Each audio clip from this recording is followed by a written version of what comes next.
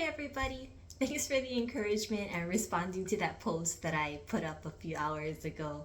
You know, recently I haven't had the opportunity to fish as much as I've used to. Um, Taking care of my dad and grandma has been my priority recently. So from fishing, once a week to fishing maybe every other month, a couple of times a year, it's definitely decreased significantly. And recently, a few people have reached out to me asking, hey, um, I've noticed you haven't been fishing a lot, but would you mind sharing, information on a certain topic? And I figured if people are actually searching me out, I think that I could do a good job or help others to learn by posting these informational videos and hopefully get people more motivated, more encouraged to go out there and fish. It's something that I've done all of my life and I enjoy doing. It's something that, made me who I am today. I think it's a part of my identity and I love, fishing and being able to share my knowledge with people. I think that's really fulfilling and it's something that makes me feel good. Even if I'm not out there fishing, I think it's something that I can do to, fill my cup and make me feel good about doing something positive for the community. So, without further ado, the topic that I get asked the most about is Jamie, where do you fish? Where do you catch your fish? And I can go ahead and ramble off a list of places. During the summer, my favorite fishing spot is Camp Mokuleia. I love the convenience of being able to fish on the flat reef over there, catch some oama, hook it up on a bigger pole, throw it out, and catch the papio, the ulua, whatever predatory fish are coming in to feed on the oama. During the winter months, some of my favorite places to fish are out in Kahuku, Malai Kahana. I've also enjoyed fishing Nanakuli. And, there's so many places around the island that I fish. Punalu, Kualoa, the list goes on and on. And I think it's important to not just know where I fish, but how I determine where I'm going to fish and when. That's something that I've learned over time. It's something that my dad did a really good job in teaching me because throughout the year, the waves, the current, things change in the ocean.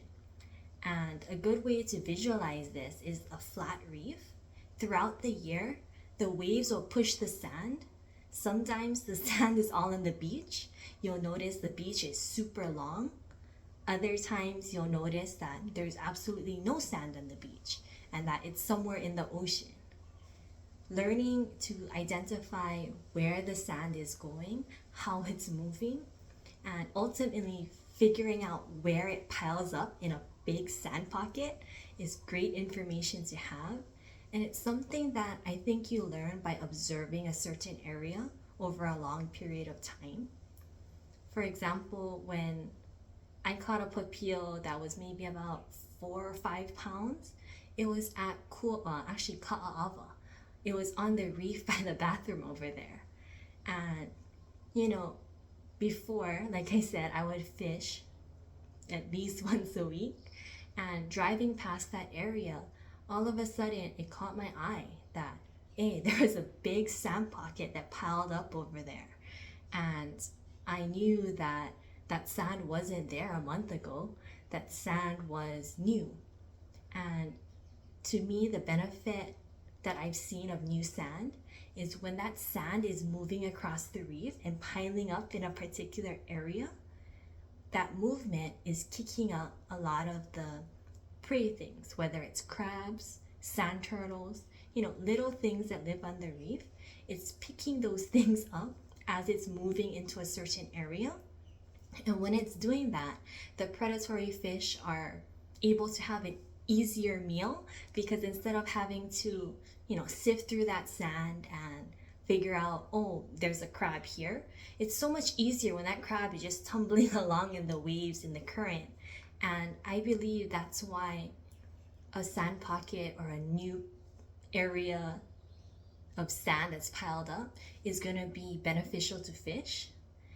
And the only way to me that I've learned to spot an area like that is to consistently work a piece of, let's say, beach, a certain spot, and truly take the time to learn about it. Take the time to master how that area produces fish. Does it bite better on big moon, small moon, high surf, no surf, rising tide, falling tide? Figure out what bait works best. Do the fish over there like taco? Do the fish over there like squid, shrimp? And the list goes on trying to figure out all of these variations. But I think the best way to figure that out is to take 3-6 months and spend that time working an area consistently to figure out what works best for you and what works best in that area. A good example of what works best for you is I'm 5'3", 5'4", 125, 130 pounds. I'm not the biggest or the strongest person. Most of you out there are probably stronger and bigger than me. I've been to casting practices and I can consistently throw about 70 to 80 yards. That's my max. And honestly, for where I fish and how I fish, that's enough. So figure out where you fall on the spectrum, where you fall in terms of, how far you can cast, and figure out an area that works for you.